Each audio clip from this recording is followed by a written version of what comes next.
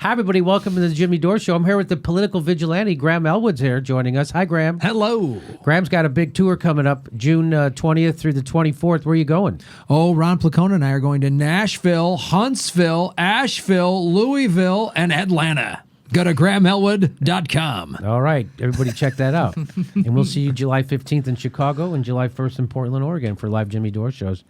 Hey, guess what? So here's our little recap of the thing that happened in California.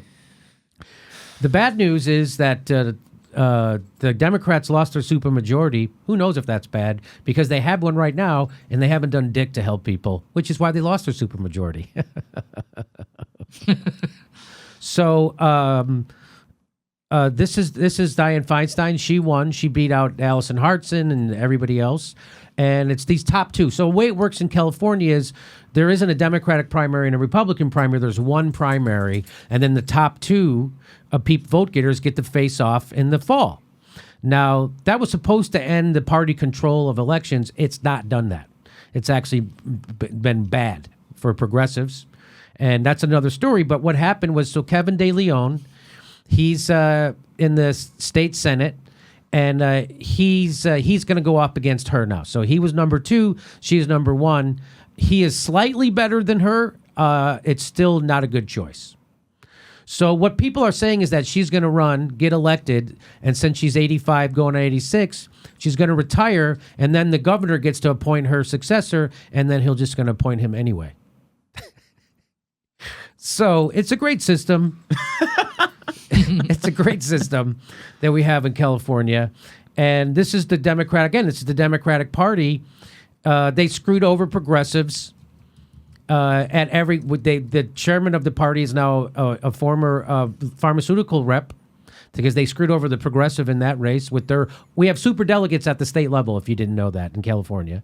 So, okay, so this is what happened. Kevin De Leon says, so he's going to go up against Dianne Feinstein. Doesn't matter. Gavin Newsom, he's gonna go up against a guy named Cox. That's with an X, so you can say it. Cox with an X, so you don't have to bleep it. He's only worth $10 million. Is that what he's worth? Yes, just $10 million. Just the 10 mil. Oh, so he just reminds me a lot of Bill Clinton, and he on paper he says he's for a lot of good things, but again, so did Anthony Rendon say he was for single payer, and then when he got in position to be Speaker of the Assembly, he killed single payer. So just because someone says they're for something doesn't mean they're actually for it. Just like when Kamala Harris and Cory Booker come out for single payer with Bernie, they're not really for it. Okay? All right, so here is, in California, U.S. House District 34 had an open primary. It was Jimmy Gomez, who's the corporate Democrat, against Kenneth Mejia. Kenneth Mejia came in second. So now they're going to have a runoff between Democrat Jimmy Gomez, who's a corporate Democrat, against a Green, Kenneth Mejia. And he also finished ahead of Libertarian Angela McCarty. She had 3,600 votes. Kenneth Mejia had 5,000. Look at Jimmy Gomez with 34,000. He has, of course, so now people will know who Kenneth Mejia is, and he'll have a much better chance to unseat that corporatist. So maybe the Libertarians will get together with them, and he'll wake up a lot of people. And we'll see. We're going to try to help. This is the 34th Congressional District. That's where it is. Eagle Rock, Highland Park. So you would think those people would be more progressive. I think this is, to me, is one of the most interesting things I've seen happen with Kenneth Mejia, because normally the Green Party is so far down the ballot that they're just sort of this like cute novelty for progressives. Like, look, I'd love for a Green Party candidate to win, but they've got no chance. Well, now they do. Now, if this is look, this is Koreatown, this is Chinatown, downtown, Boyle Heights, Eagle Rock. So if he has an amazing campaign he can run here, and he ran a pretty good one already just to get this spot. He has a shot at winning, and we put an actual Green in Congress. Because if you're progressive at all he has to do is just out-left, which he already is by the fact that he's a Green. Yeah. Just out-left this dude. They're going to have so much money that they'll so they'll do mailers and TV. Like that just happened in Iowa with my friend who was running as a progressive. He was close, neck and neck in all the polling. The last week and a half, Emily's List comes in, supports the corporate Dem over him, does 4 mailers, all this stuff. So that's what he's going to be. So that's what Mejia is going to be up against. He's going to be up. This is Kenneth Mejia. He's going to be up against a lot of money. So he's going to be up against the neoliberal establishment, the Democratic Party, which is so. Anyway, so he's going to need your help. I like that people, planet, peace over profit. I like that. There you go. So now on to Anthony Rendon. Don't reelect. He looks like Ted Cruz. He does look like Ted Cruz. Oh. So Anthony Rendon is the Speaker of the Assembly, the Democratic leader in the Assembly, and he's the one who's now being blamed for killing the single-payer bill in the California legislature. Of course, he denies it, but he's the leader, and he says he's for single-payer, yet he just doesn't have a plan. All his life, he's been thinking about single-payer. He got into a position of power. He's the third most powerful guy in the state, maybe second. And he doesn't have I have no idea how to do this. Oh, and he's sure that there's something wrong with this bill. He's sure that the bill is flawed. It's but when he's incomplete. asked about it, he doesn't have anything concrete to point to. He has not, in every video we've explored on this show, he has not been able to point to anything concrete And he says about why he shelved it. And he shelves it because he says the bill is woefully incomplete. Well, where's your bill? Yeah. You're the leader. What Where's needs your to be bill? done to complete it? Yes. Here's what I'm so tired of this Democratic crap. It's just like resist. We need to resist. How? What? What's your plan for resistance? What's your plan to make things better? How are you going to help people? Well, we got to resist. So here is from the LA Times. The nurses union flayed Rendon for his decision to shelve the bill, calling the move a cowardly act. The people of California are counting on the legislature to protect them now, not sometime next year. And as polls have shown, Californians support this proposal by a wide majority, said Deborah Berger, co-president of the labor group. A solution to this healthcare emergency could be at hand. Speaker Rendon is standing in opposition. That's the nurses. Guess what? She came in second. Mejia Estrada. She is the people's alternative to Anthony Rendon, and she came in second. And she was on this show, and she really impressed me. She doesn't care anymore. She gives no Fs. She's not giving any Fs. And she's standing up to these corporatists right in their face. So here we go. District 63, Anthony Rendon got 12,000 votes. She got 7,000 votes. Almost 7,600. Almost 7,600. Wow, she's And she went door to door, Jimmy. door to door. She got She no had a money. ground She's got game. no. She did it all on her own. And here's the GOP candidate got almost 7,000 votes. So if you put these two together, she'll beat him. And then Rendon's out. And then he goes to get a job as a lobbyist for a healthcare or a pharmaceutical company, which I guarantee goddamn to you that's his next move if he loses this race.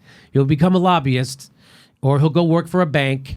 Or show business. Yeah, Or he'll show slither business. somewhere. We Because don't I know tell you where. what, I got fired last summer. I was calling this guy out on Twitter after he did this, and I got right. fired from a movie review job I was supposed to have for my Twitter feed. The producer called me up and said, hey, some of the high-ups looked at your Twitter feed, and we got to let you go. It's too political. And I went back to check my Twitter feed. Was it like all caps, fuck you, Trump? No, it was calling out this guy and corporate Democrats for voting down single-payer healthcare. I got fired for calling out single-payer healthcare from a movie review company that is owned by one of the 5 multinational conglomerates that own 95% of all media. So that's who Anthony Rendon is. There's no way there wasn't some of his people or somebody there went, And Anthony Rendon did not know that Mejia Estrada was going to get in his way No. and challenge him. No, he did And not. she's going to represent the people of Bell, Cudahy, Southgate, Linwood, Paramount, and Lakewood. So that's the woman for you. because that's what they want. He wants to. He was hoping to run against a Republican. Yes. That's what Gavin Newsom got. That was his Yes. wish. Oh, let me run against a Republican, because then it's a locked up. So now she's going, wait a minute. She can pick up, like you said, all these Adam Miller votes, all the independents, Yeah. anybody else. She can go pick them up. Well, and Rendon's the incumbent, and he got less than 50% in this primary. That means he's kind of Super susceptible. vulnerable. Yeah, Super vulnerable. And let's remember all the people who didn't come out to vote because their vote has been depressed because they don't think it makes a difference because they voted for a Democrat before and he did absolutely dick for them.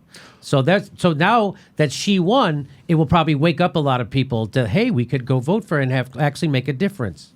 Or the 118,522 Yep. provisional ballots that, they said it was a printing problem. Right. It was probably the kid at Kinko's fucked it up. You know what I mean? I get it. I get it. Tell people. So what happened was 120. How many thousand? 118,522 provisional ballots, names for provisional ballots just happened to not be on the list. People showed up at their polling place and hey, So when they show up and they're not on the list, then they're handed a provisional ballot. Right. Right? Yeah, that's how that works. But those provisional ballots don't get counted, right? Yeah. That's what I've been told. they don't. Okay. That's another way they shut out.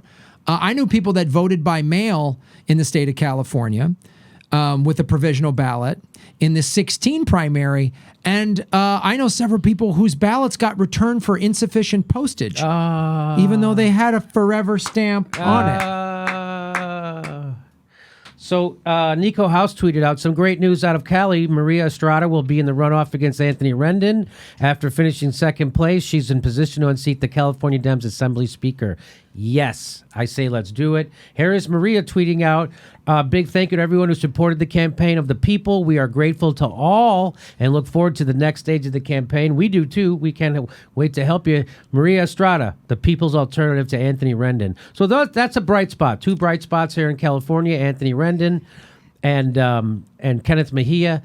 Gail McLaughlin did not win, did not come in second. That was such a heartbreaker. Allison Hartson, that's her first political campaign. That was also a heartbreaker that she didn't come in second. But I think her platform really is pushing people to the left, right? They weren't talking about Medicare for all. And so I think it's great to have these candidates. And I'm looking forward to supporting, we talked about this, Kenneth Mejia and Mejia Estrada. I think we should all get behind them. Yes, I am. How about that? I am. How about that? So that's just a little recap of what happened in California. A recap of the good news. A recap of This would mostly, be way longer if we did all the bad news. Yeah. Yes. I don't have time. The bad news is that we have Kevin De Leon going against Dianne Feinstein, and it doesn't really matter. Yeah. Coke versus Pepsi gang. Line up for that big Donnybrook. Corporate stroke-offs. Our next live Jimmy Dore show is July 1st in Portland, Oregon, and July 15th in Chicago, Illinois.